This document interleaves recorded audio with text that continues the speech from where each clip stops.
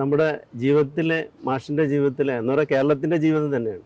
അതിൽ വിട്ടുപോയ കുറേ ഖണ്ഡങ്ങളെ പൂരിപ്പിക്കാൻ വേണ്ടിയാണോ ഈ ആത്മകഥ എന്നാണോ?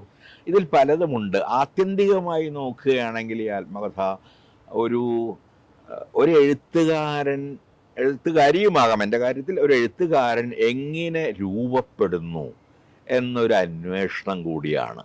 എന്തെല്ലാമാണ് ഒരു എഴുത്തുകാരൻ്റെ വിചാരത്തെ, എഴുത്തിനെ ഒക്കെ രൂപപ്പെടുത്തുന്ന ഘടകങ്ങൾ എന്നൊരു അന്വേഷണമുണ്ട്.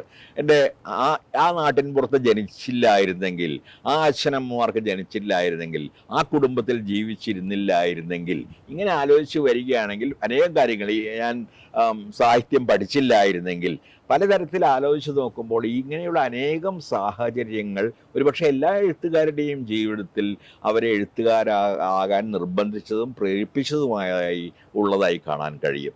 അത് എൻ്റെ ജീവിതത്തിലും ഉണ്ടായിട്ടുണ്ട്. അതുകൊണ്ട് അവയെയൊക്കെ ഒന്നിച്ച് കൂട്ടിയോജിപ്പിച്ച് ഒരുപക്ഷെ തൻ്റെ ഭൗതിക ജീവിതത്തിൻ്റെ എന്നതിനേക്കാളേറെ ആന്തരിക ജീവിതത്തിൻ്റെ ഒരു കഥ പറയുക എന്നൊരു ലക്ഷ്യം കൂടി അതിന് പിറകിൽ നിശ്ചയമായും ഉണ്ടായി.